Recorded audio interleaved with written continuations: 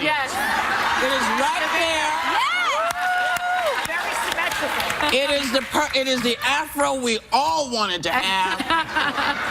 Thank you, Link. Thank you.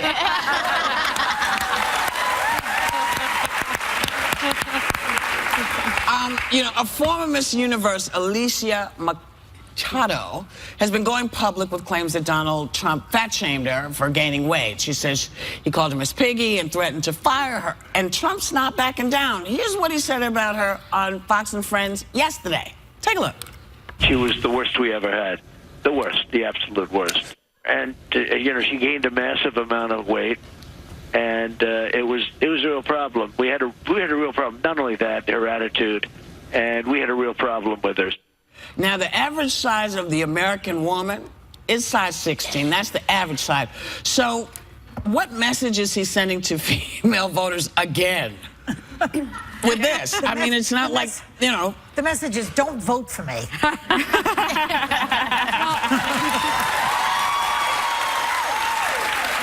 For me, what struck me is that Secretary Clinton, again, was able to drag him into this rabbit hole.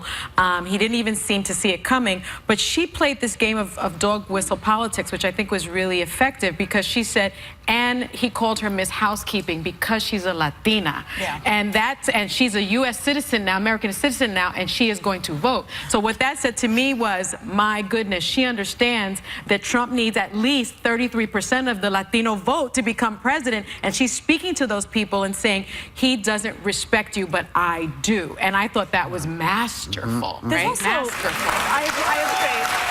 There's also a big problem here, though, which is that this guy doesn't know how to apologize, it seems, because this happened a long time ago, and everybody has a past, and all of us have said things that maybe we sit and say, I regret, but it seems as though he doesn't regret it, because the comment here, the only acceptable remark is, you know what, that was a long time ago, and I was a different man, and I'm sorry. I'm deeply sorry that I said those things. He goes the other but way. that shows character. There's a character flaw here, and everyone wants to blame... Only one?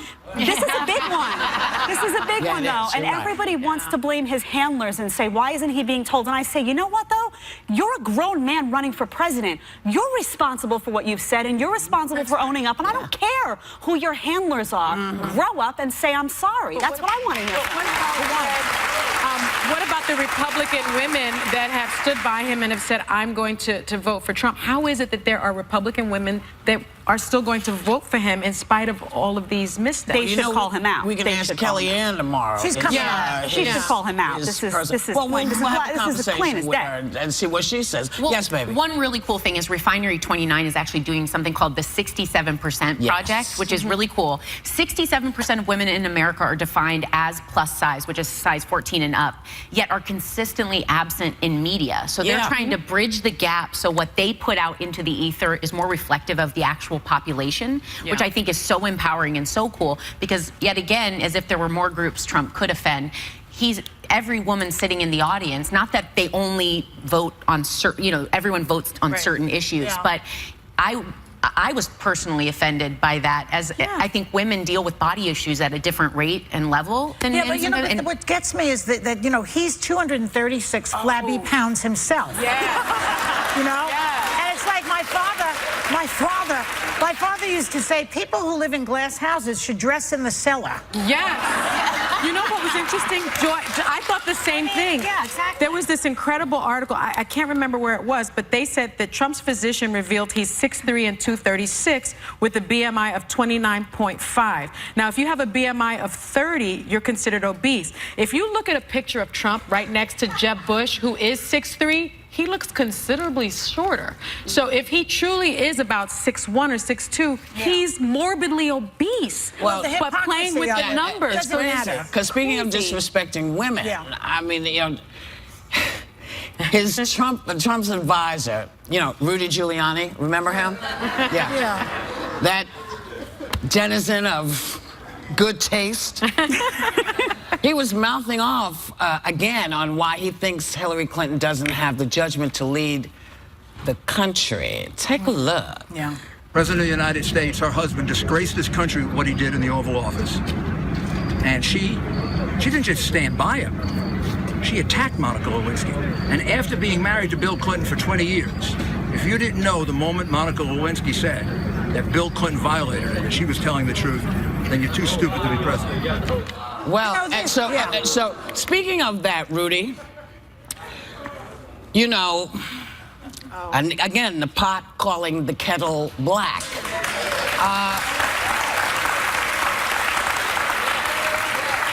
Your marriage didn't survive it. You know, your marriage didn't survive, so you should keep your mouth closed. And again, calling people names like stupid, you know, I hate to do it because I'm trying to be a grown-up, but look in the mirror, man. Look in the mirror. You know something? Rudy Giuliani publicly humiliated Donna Hanover. Yes, his by wife. announcing that he was dumping her Yes, on television. yes. Yeah. You know, he really has. Well, this is why I say, you know, Big you ones. should not, don't bring this is why I said to Donald Trump, don't bring this stuff up because you are just as liable. You have to, honey, she's still married to her husband. You know what's weird to me about what's strange to me, exactly, what's strange to me is the Republican Party has always supposed to be the party of family values and traditionalists. And as Joy often reminds everyone, I'm a traditionalist. I'm a stand by your man, stay married through thick and thin. And so the fact that Hillary stuck it out and they've worked on it and they come out of it on the other end still married, you would think would be sort of virtuous in the Not to Republican them, Party. not to them. But it That's what I was going to isn't. say, jumping straight to her intellect rather than the first thing I go to as a sign of strength, because it's not always the easiest thing to leave.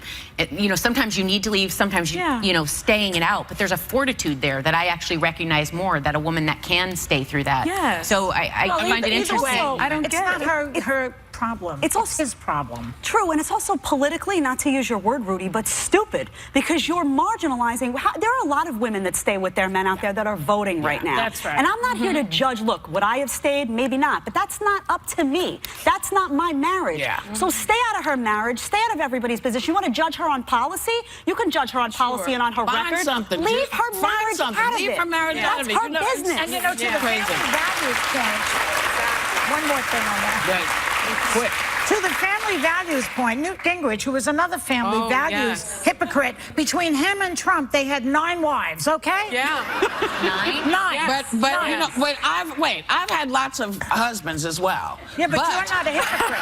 you're not a hypocrite. You're not a hypocrite. you know, but I can't say why people break up. I don't know why they break up, but for me, Rudy Giuliani has no business talking about this or anything else. When it comes to disgracing a city, yeah, you stepped up in 9/11, but I do remember the day before, New York was not happy with you. No.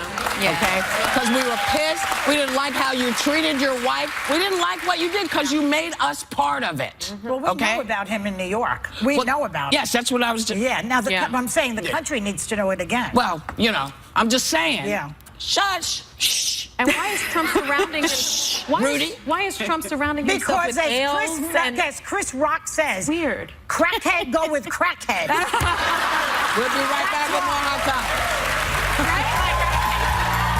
Coming up, can Trump and Clinton supporters really get along? The ladies reveal if their politics have wrecked and... Still ahead, Kiefer Sutherland tells the ladies about his new mega hit series, Designated Survivor.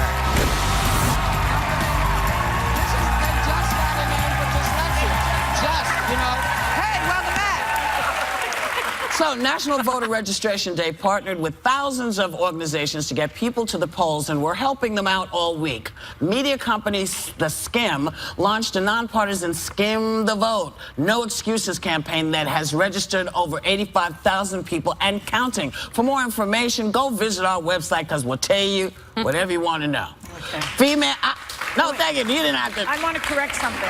Hold on. Let me do. Joy needs to make a correction. Right. I said that between Gingrich and Trump, they had 9 wives. I was wrong. It's between Gingrich, Trump, and Giuliani. Oh, I thought you, oh my God. Right. I thought you said 9 lives. No. Oh my God. I'm so see?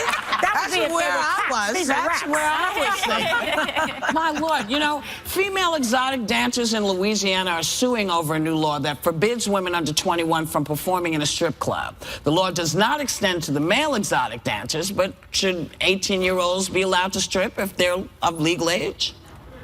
Yes, I think they should. I think they should. You're 18 years old. You can vote. you can serve your country, you can drive a car. Can't rent a car, and but you can. you can't rent a car, but you can drive a car. And 18 is an adult, so I don't like government coming in and saying, we're here to tell you what's responsible and what's right for you. And I may sit here and say, that's a bad decision, that could lead you down a bad path, but that's me making a judgment. And I need these 18-year-olds who are adults to be able to make that decision for themselves. I also don't like that it doesn't extend to men. That's a constitutional violation. I think the Equal Protection Clause of the Constitution is going to be violated because you got a problem with women doing it. You don't have a problem with men doing it. What does that say to society? Yeah, right. Well, okay. She disagrees. Here I go. I agree with you. If you're going to ban women from doing this, men should be included in the bill.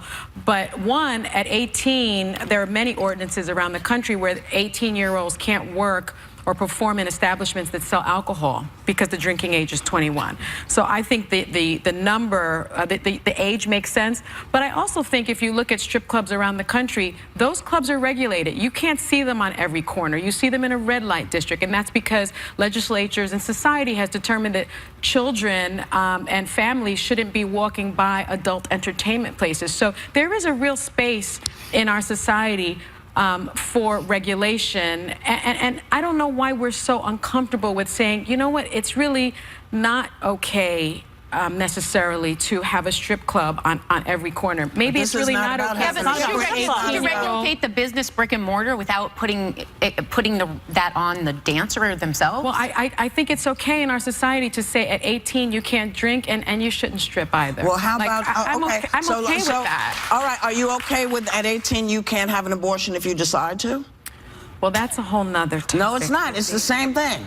Either you're going to give people the right to tell you what to do with your body and to make decisions for you, or you're not. So you have to make a decision, because as I tell you, a long time ago, my mom and I had a discussion, and I was railing about choice, because I was like, the person wasn't making the choice I wanted them to make. And my mother looked at me and said, so it's just your choice then. You're marching for just your choice, because if you're talking about choice, then you have to accept both sides of that choice. It's not just you. And it never left my head.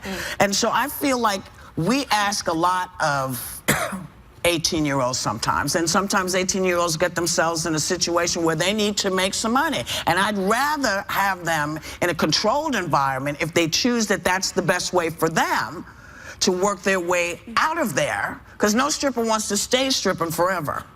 Most of the strippers that I know, and I know a lot of them. Hey, listen, I have a lot of friends that do a lot of different kinds of things to take care of their families. And I don't judge, because who am I? I'm not, it's not my place. All I can do is support them and try to help them get where they want to get to. But I think you have to really, it's a struggle, I know, but you have to think about it. I'm uncomfortable with it, but I'm very comfortable. Well, I won't strip now. But, okay. But I am comfortable with the notion that we regulate things. You know what's interesting? This is a little off topic, but I'm doing a report for Nightline tomorrow on pole dancing. There are these pole dancing competitions, and I'll admit, yeah. I did that. I went into it. I asked Joy to come with me, and she said no. No, but we did it. Yeah, she told me. I did the pole dancing, and I tried to hold her up. And it's very hard. But I will say, I went in kind of with a preconceived notion of what pole dancing is. No. It could. Yes. You? Me. Oh my goodness. What is a preconceived notion? That it's like a stripper thing, but it's an athletic thing, and it could be an Olympic sport. I mean, I couldn't do any of the moves. These women were incredible, and it did open my eyes to pole dancing. And sometimes because it says it on television doesn't necessarily mean that's what it is. Because we get a lot of our preconceived ideas from things we see on TV. So you see a stripper, she's on Law and Order, she's like dragging her leg along. It's like the whole thing. We'll be right. What? I have a question for her. Okay, so wait, we'll come back. Let's come back. We'll be right back with more Hot Topics. Bye.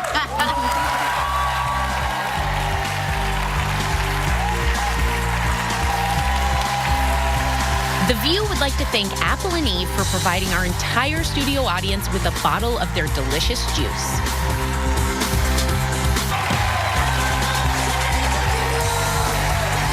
Hey now. Welcome back. So a new study that focused on men alone found that having sex can be a religious experience. Perhaps, and I feel like we talked about this because I think you made this joke last week.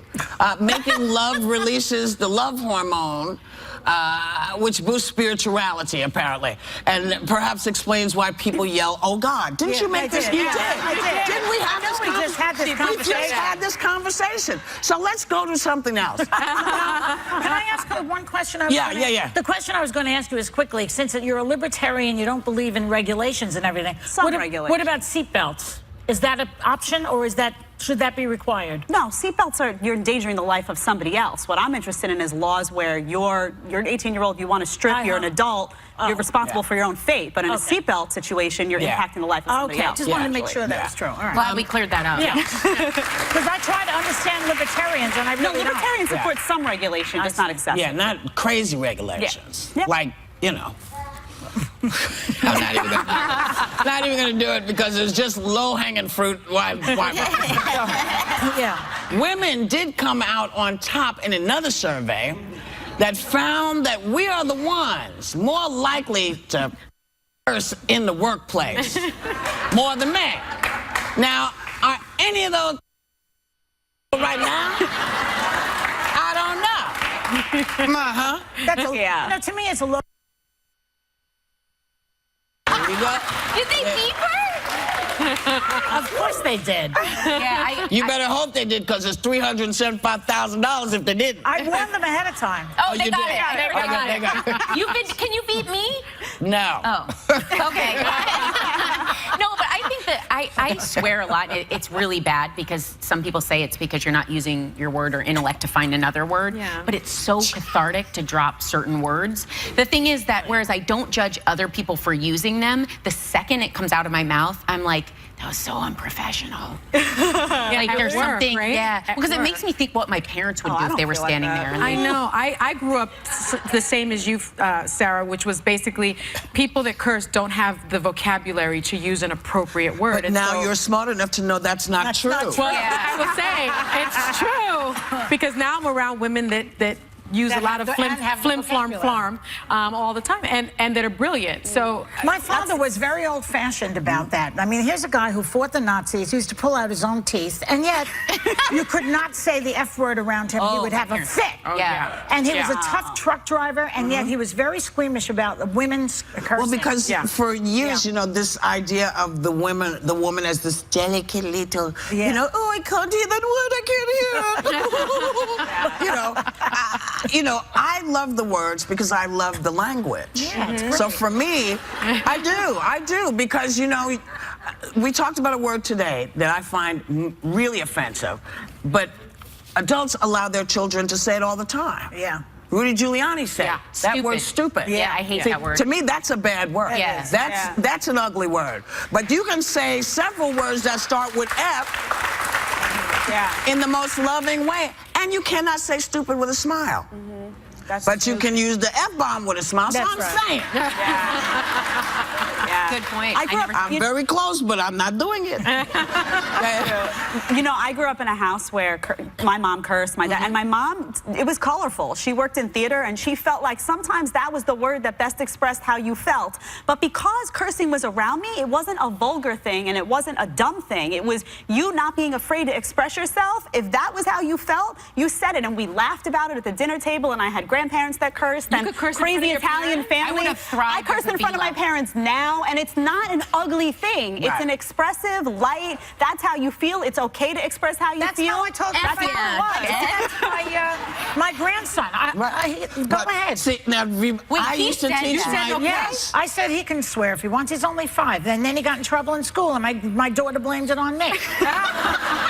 So you can't really let the kids do it because Well, they you get in can, trouble but in you have to hit that. Listen, I can listen. Yeah. You know what I did? I taught all my grandkids how to curse. Oh, You know? Yes. And maybe one day I'll tell you the outcome is really a lot of fun. But right now we got to go. But I'll tell you guys. Yeah, we got to go. your grandson say.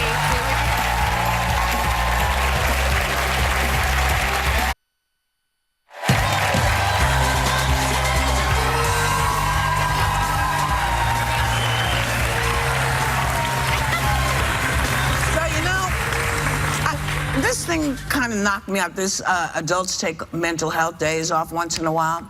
And a blogger on parenting site Scary Mommy says that kids need them too. Yeah. It said that the pressures of school can hit them so hard once in a while that they need to let off steam. Would you allow your kid to say to you, I can't take it today? 100%. Yeah, let them stay home and curse all day. Let off the steam. I think if we're going to be open and honest about mental health and the fact that we don't recognize it, and there's still a stigma involved, we need to start young because it starts young. Yeah. And I think recognizing that kids struggle, whether it be depression, anxiety, just feeling overwhelmed socially, to remind them that it's just as important to stay home for their mind and their heart as it is a cold or a sore throat. Right, right. Yeah, I grew up, you know, wanting to have perfect attendance, and my mom was a teacher, and it was like I had to be in my deathbed to take a day off from school. I was like, get up and go to school. Get up and go to school. And Are you like that with your kids? I was. And then recently, when my son was in middle school, he called me from the school. He was having a hard day with some other kids. And he called me. He's like, I need you to come pick me up. And I was like, why, are you sick? Did you fall? And he was like, I'm having trouble, and I need you to pick me up. And I was like, no, I'm not picking you up. And then I heard his voice, and I said, Mom will be right there. And I picked him up, and he just needed it. He just needed it, and I let him stay home the next day too. And How long would you let that go on? As long as he needed it. Yeah. Like, that was where I came down. It was like my husband went nuts. He's like, this is ridiculous. But you know, And people he forget needed that it.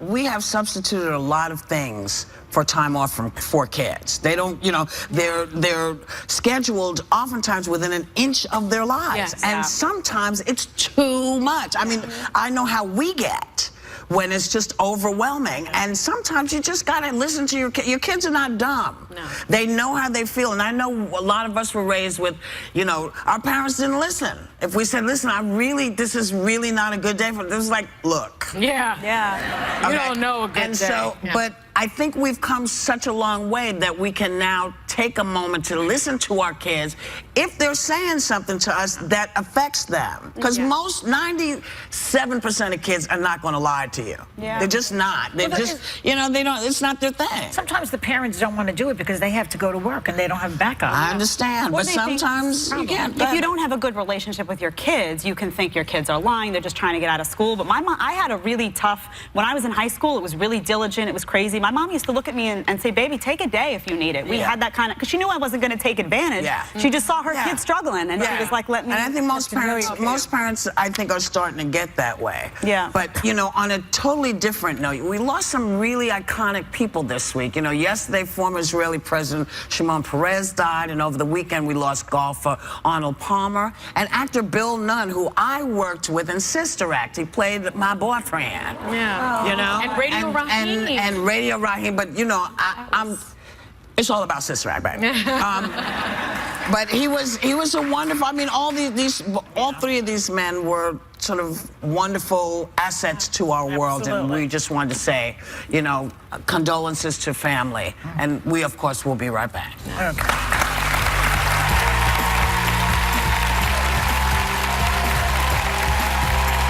Think you know Kiefer Sutherland? Get ready for a side of TV's biggest action hero that'll shock you right after this. This week, you know we've got the hottest hot topics. And with the election now just weeks away, our political view is sizzling. Because tomorrow, tell them, Whoopi. We're going to be talking to Donald Trump's campaign manager, Kellyanne Conway. Plus, we can't wait to hang with Lupita Nyong'o, David Oyelowo, Colin.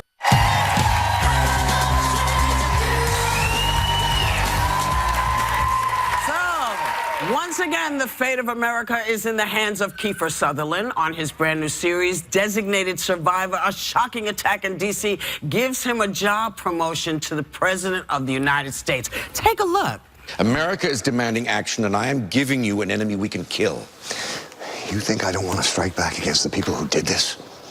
I lost colleagues, friends, people I love. I want to find every single person involved in this attack, from planning to execution, and rip them limb from limb, which is why I need to know exactly who did this. Come back to me with more than 75%, and I'll launch the damn missiles myself. How much more? 25, damn it! That's right. Please welcome the amazing Kiefer Sutherland.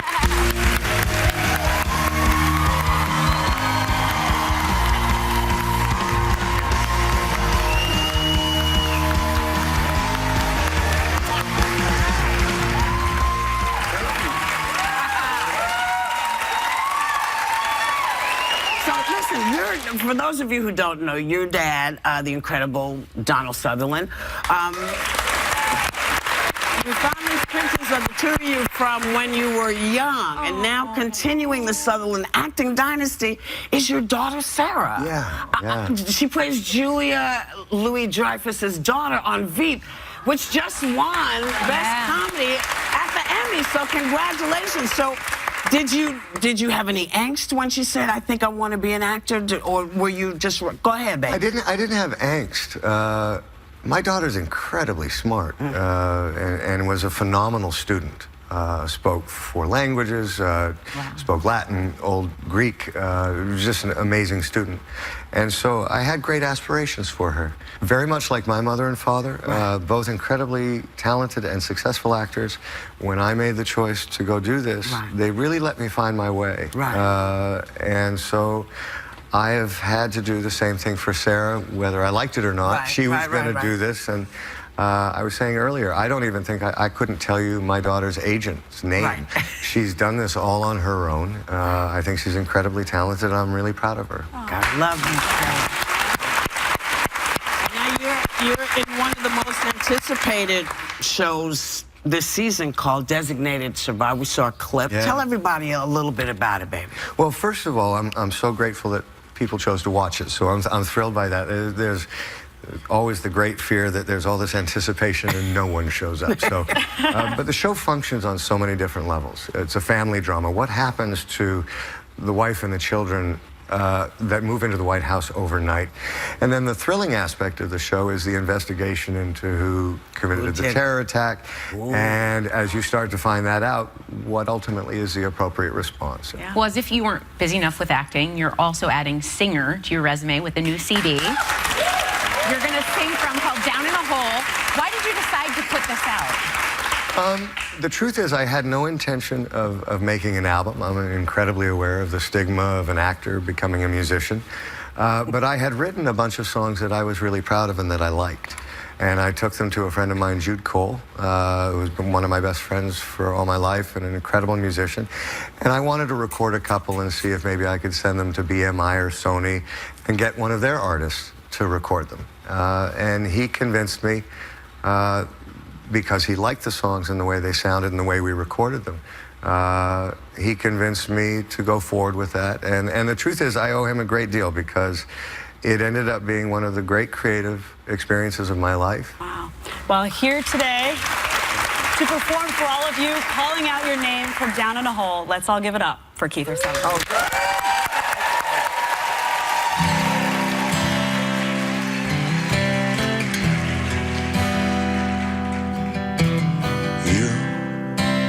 Never said goodbye,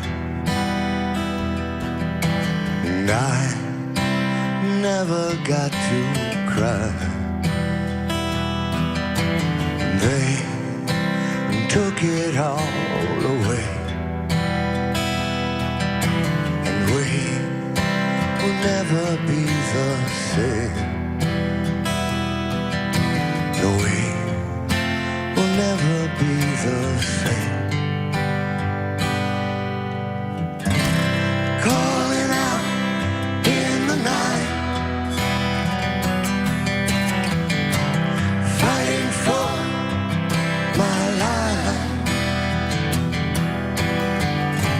I can't be still all alone. In this place we call home. From calling out your name, knowing that we'll never be the same. No, we'll never be the same.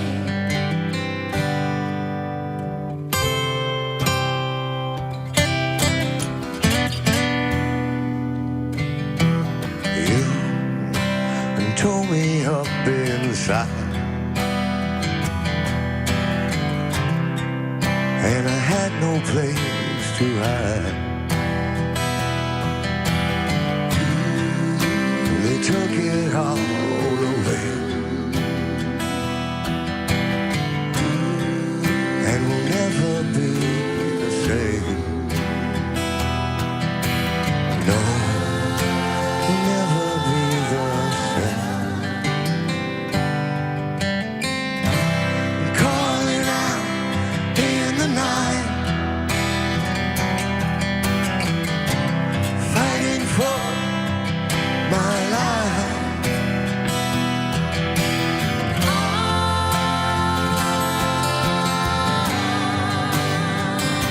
The angels high,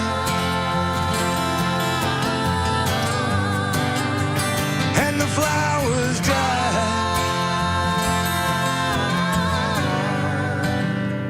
and I know you lie.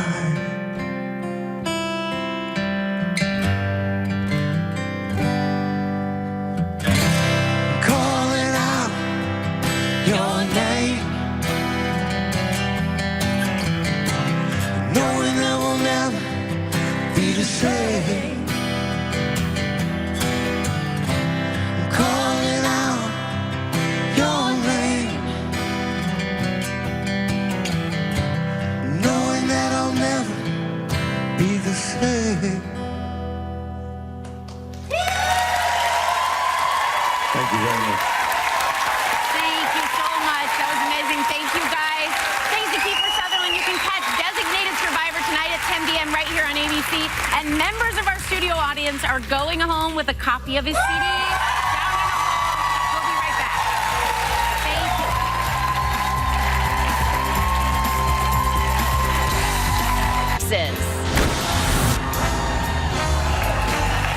It's day 17 of our 20-day vacay giveaway, and thanks to our sponsor, Wyndham Rewards. Joy is blindfolded in the Wynn booth today, which is... Put the blindfold on. Which is full of numbers that represent our studio audience. And they are about to pick a winner. Joy, are you ready? Pick a winner. All right, go ahead.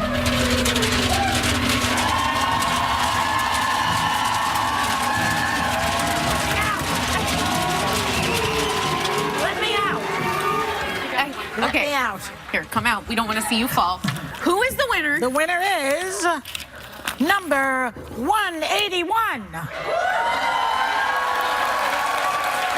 Where's 181? Where's 181? 181? 181. Look at your number. Somebody has to have it. Oh, grab another number. Oh. Don't look, though. Number 68.